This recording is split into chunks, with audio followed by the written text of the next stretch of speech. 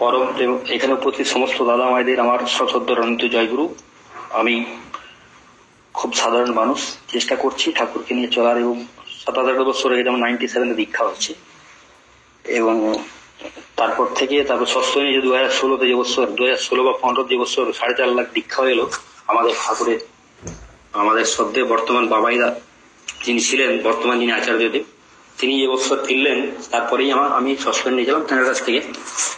চেষ্টা করছি পালন করার আমার জীবন দিয়ে, মনে হয় আমার শব্দগুলো শোনা যাচ্ছে।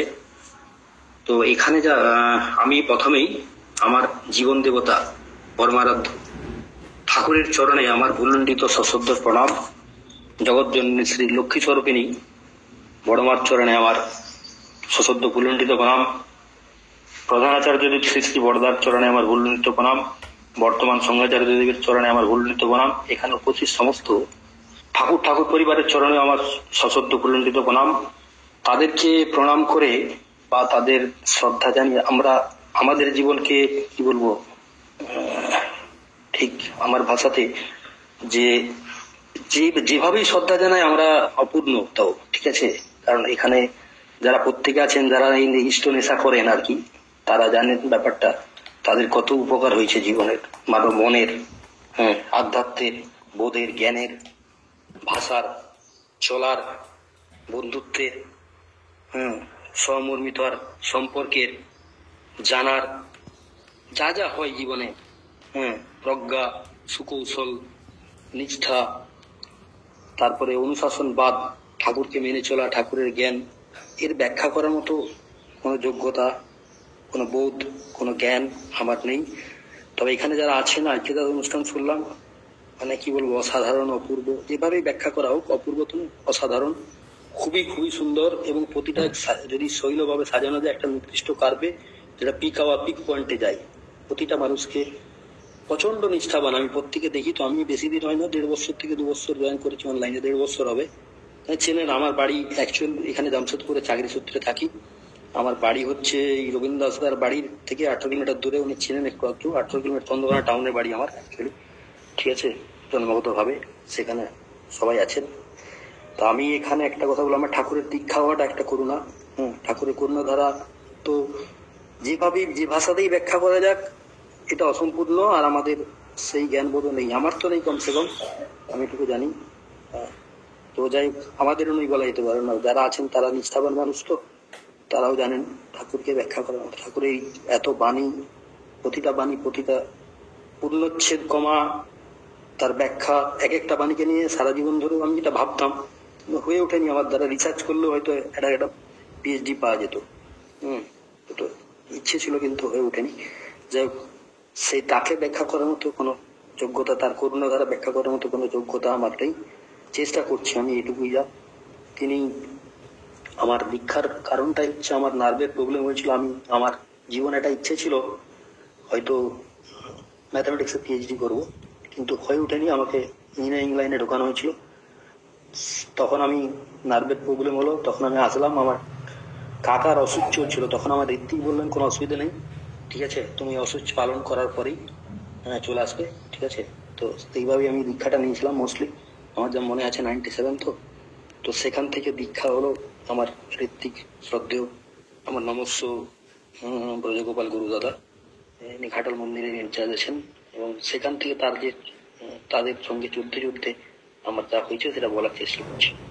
তো ঠাকুরের তারপর সেখানে আমি গেলাম, দীক্ষা নেওয়ার পর দেখলাম ঠাকুরের বাণীগুলো, যে যোগ না দেখে শিক্ষা দিলে পদে পদে কুফল মেলে, ঠিক আছে। এই যে এটা অপার আমার প্রাপ্তি, তখন আমার মন শান্ত হলো। ইভিন আমি যখন ওই নার্ভের প্রবলেম নিয়ে আমি যখন অপারেশন করাতে গেলাম, ডাক্তার বললো এটা কিন্তু স্প্রেড করলে গোটা বডিতে হয়ে যাবে, আর সিস্ট যেটা হয়েছে, আমি রিস্ক নেবো না, আপনি যদি বলেন আমি তবে অপারেশন করলো, কিন্তু কিছু হয়নি। তারপরে সেই ঠাকুরের দীক্ষা নেওয়ার পর নাম ধ্যান করতে করতে আমি দেখলাম এটা স্বাভাবিক হয়ে গেল একটা। তখন আমি অনুভব করলাম ঠিক আছে, তো আমার মোটামুটি একটা প্রাপ্তি ঠিক আছে, যেটা আমি পেলাম সেটার থেকে আমার মোটামুটি জীবনে আমার এই নার্ভের প্রবলেমের জন্য আমাকে 1 বছর ড্রপও দিতে হয়েছিল। মানে আমি এমন একটা ডান হাতের জায়গায় আছে যেখান থেকে আমি লিখতে গেলে ওটাতে চাপ পড়লেই আর লেখা যাবে না, আধা ঘন্টা লিখলেই হয়তো সব অবস্থা খারাপ, মানে আর লেখা যাবে না, ছুঁচ ফোটার মতো ব্যথা। তো সেটা একটা প্রশান্ত হলো, আস্তে আস্তে আমি পাস করলাম। তারপর ঠাকুরের কিরকম কৃপা, আমাকে কোনদিনও চাকরি খুঁজতে হয়নি, ঠিক আছে। সত্য কথা বলতে অনেকের অনেক দেখেছি, অনেক স্কলার ছেলে এক একসঙ্গে 4টে-5টে করে সুযোগ আছে, তার মধ্যে এখনো চলছে সেইভাবেই। তো যাই হোক, আরেকটা যেটা বলা, তারপর আমি যখন আসলাম ঠাকুরের যে অনুষ্ঠান সৎসঙ্গগুলো যেতাম সেখানে, তো ঠাকুরের এই ব্যাখ্যাটা করতে গিয়ে আমি একটা গানের সঙ্গে ম্যাচ করি। আমার মনে হয়েছে যে এটা করলে আমার মনে হয় স্বাভাবিক হবে। এটা অনেকটা প্রতিটা ভাষা এখানে আমার মায়েরা দাদারা মানে একদম স্টার্টিং থেকে বিজয়লক্ষ্মী মা, গৌতম দা যে গানগুলি করলেন তা পুরোপুরি পরিপূর্ণতা দেয় এই সৎসঙ্গকে। তারপর সুকান্ত শেট্টি দাদা যিনি করেন, সেলিমার হয়তো নেটওয়ার্কটা একটু ডাউন ছিল।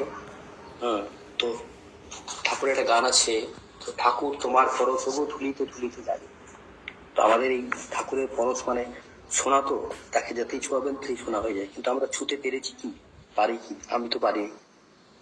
তার পারিনি এই কারণে তার পুরোপুরি বলা এবং করার মধ্যে যেগুলো আছে ঠাকুরের অজস্র বাণীর মধ্যে, সবাই বলে আমিও বলছি, ইষ্টে চেতন ব্যক্তিত্ব, মন্ত্রে চেতন মন, ইষ্টবিতে দীক্ষা চেতন, সেবায় চেতন ধন। যতন দাদন ইষ্টবিধি করলে কাটে মহাবিধি।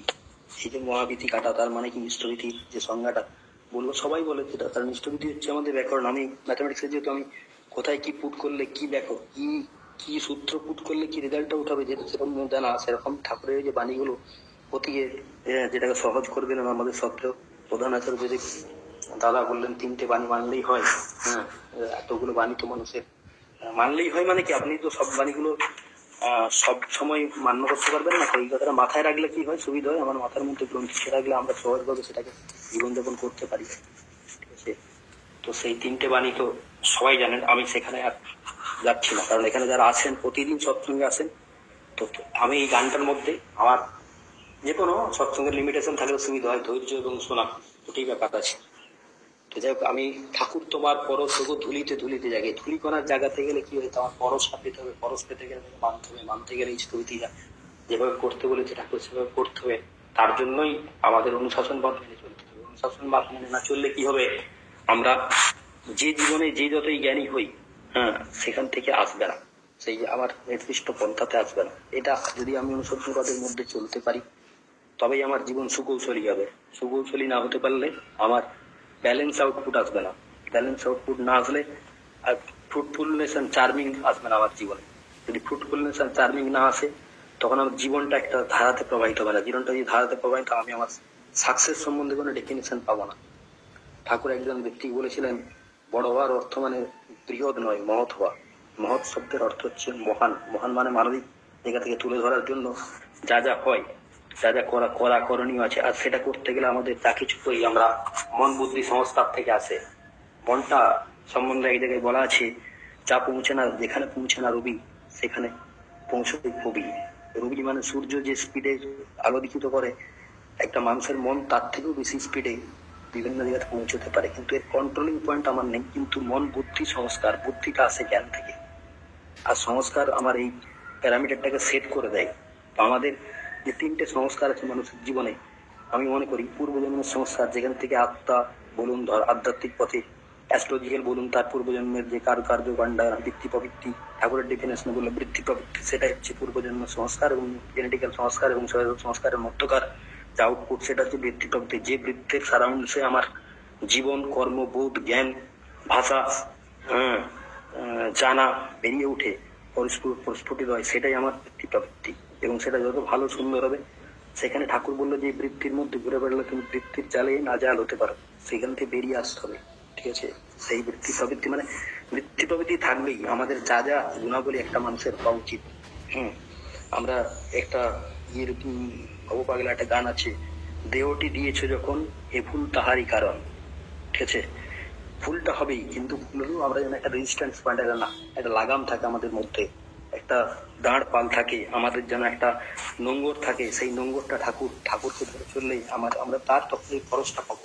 ঠাকুর তোমার খরচ হবো ধুলিতে ধুলিতে, তখন আমরা বুঝতে পারবো আকাশে বাতাসে তোমারই করুণা। আমরা যদি সেই তার বলা করা চলা, সেগুলো যদি আমরা প্রতি মুহূর্তে নিয়ে চলতে পারি, এবং একটা খুব সৌভাগ্য হয়েছে তিনি অর্গানাইজ করেন। আমি তো ভাবছিলাম প্রথম থেকে থাকা থেকে যে এখানে, তো আমার এটা মনে হচ্ছে যে যে অর্গানাইজ করছেন তার অনেক বেশি পার্সিভিয়ারেন্স লাগে, মানে তার অনেক অধ্যবসায় লাগে, প্রতি জায়গাতেই লাগে। হ্যাঁ, প্রতিটা কর্মকে নির্দিষ্টভাবে, কর্ষণ শব্দের অর্থ কাল্টিভেশন, কালচার আসছে না, পার্সিভিয়ারেন্স সেই এক জায়গাতেই আছে, বারবার বারবার সেটাকে করতে করতে করতে করতে এটা সুনির্দিষ্ট জায়গায়। তাদের অনেক, আমাদের সৌভাগ্য, আমরা যারা থাকি এখানে তো অনেক শ্রদ্ধাবান মানুষজন আছেন। হ্যাঁ, তাদের সম্বন্ধে বলার কিছু, তারা সারা জীবনই যতদিন থেকে ঠাকুরের দীক্ষা নিয়েছেন নিষ্ঠাভাবে চলছেন, আমার থেকেও বেশি, অনেক বেশি দিনের দীক্ষিত মানুষজন আছেন। ঠিক আছে, হয়তো জন্মগত ভাবেই তিনি সস্পেনীয় এমন এমন পরিবার বা মানুষ আছেন, তাদের সম্বন্ধে তাদের থেকে আমি হয়তো অনেক বেশি, কি বলবো, কম পর্যায়ে, তবু আমার বোধ থেকে বলছি।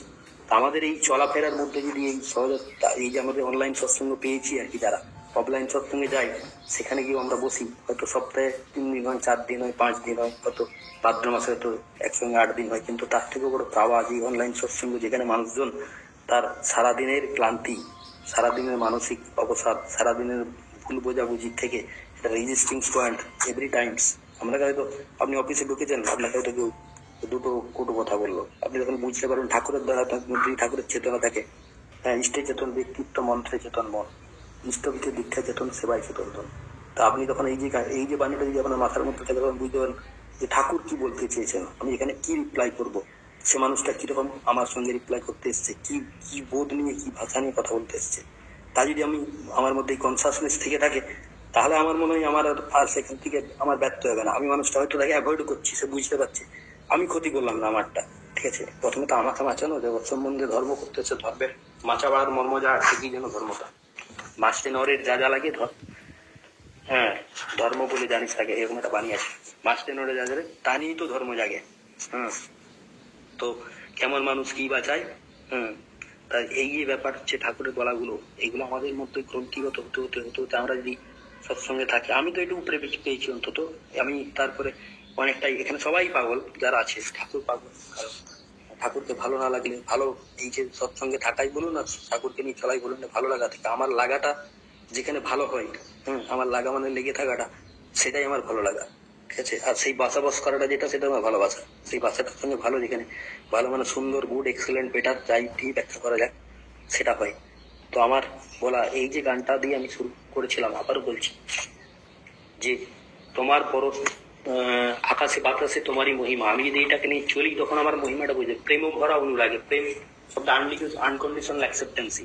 আমি যদি ঠাকুরকে ভাবি যে আমার চাকরির উন্নতি হলো না, কি আমি যদি ভাবি যে আমার ঘরের লোক আমার কথা শুনছে না, বা আমি যদি ভাবি আমার ছেলেটাকে আমি চেয়েছিলাম ডাক্তার করবো, হলো না, তাহলে আমার ভুল আছে। ঠাকুর বলে, ঠাকুর সমস্ত জায়গাতেই অ্যাকসেপ্ট করতে বলেছে, প্রেম দিয়ে করতে বলেছে, এবং ঠাকুরকেই প্রথম কথা, ঠাকুর প্রেম ভরা অনুরাগে। এখানে অনুরাগ মানে আসক্তি, আসক্তি মানে ভালোবাসা নয়, বন্ধুত্ব, মানে যেখানে আমার আমার যে স্নেহ, প্রীতি, মমতা বোধ, যেগুলো আমার কাছে বারবার একচ্ছেদ্য ভাবে লেগে থাকার একটা প্রেরণা দেয়, সেটা তোমার মহিমা লীলা নিকেতন। তোমার মহিমা মানে তিনি কি পরিমাণে বড়, তার ব্যাখ্যা, মহত্ব, গৌরব। লীলা নিকেতন, লীলা মানে যে লালায়িত করে আমাদেরকে, তার যে দেহঘর বলুন, তার আশ্রম বলুন, সৎসঙ্গ মন্দির বলুন, উপযোজনা কেন্দ্র বলুন, ঠাকুরের যে যে যারা সঠিকভাবে মানে তাদের ঘর, সেখানে একজন সব ঠাকুরের দীক্ষিত মানুষ আসলে কোনো বাড়িতে কেউ অযাচিত ভাবে আসুক, যাচিত ভাবে আসুক, আমরা যেভাবে আপ্যায়ন করা উচিত, ঠাকুর যেভাবে বলেছেন, তাকে অন্তত কিছু না পারো যার চারিকে ফিরেও না, সেটা যেমন কথা আছে, তার সঙ্গে যদি আমাদের আত্মীয় আছে, অজানা আত্মীয়, তাকেও আমরা যেভাবে আপ্যায়ন করি, আমার মনে হয় অন্যান্য যেখানে আছি তাদের সেই বোঝাপড়াটা সেখানে ঠাকুর আবার যা বলেছেন, তার যদি কি বলবো, ব্যাংগুলোকে সেই লিস্ট করা যায়। ঠাকুর বললেন যে কত কত অল্পে কত বই তুষ্টি করতে পারিস, গৃহিণীপনার তুক এটাই নিচক জানিস মানিস।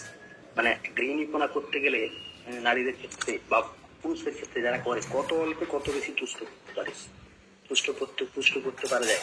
এই যে বাণীটা, মানে আমরা যখন একটা জিনিস দেখলাম, অঢেল আমি একটা আয়োজন করলাম, অযৌক্তিক ভাবে সেটা নষ্ট হয়ে গেল, সেক্ষেত্রেও ঠাকুর একটা বলে দিল, কত অল্পে কত বেশি তুষ্ট করতে পারিস। ঠাকুর চলাফেরাই নাম ধ্যান করতে বলেন। ঠাকুর অন্যান্য ধর্মে যা বলা আছে, কেউ বললে বন্তি করে নাম কর, ঠিক আছে, 1 লাখ নাম করবো, 2 লাখ নাম করবো, এতে ইন্টেনশন থাকে।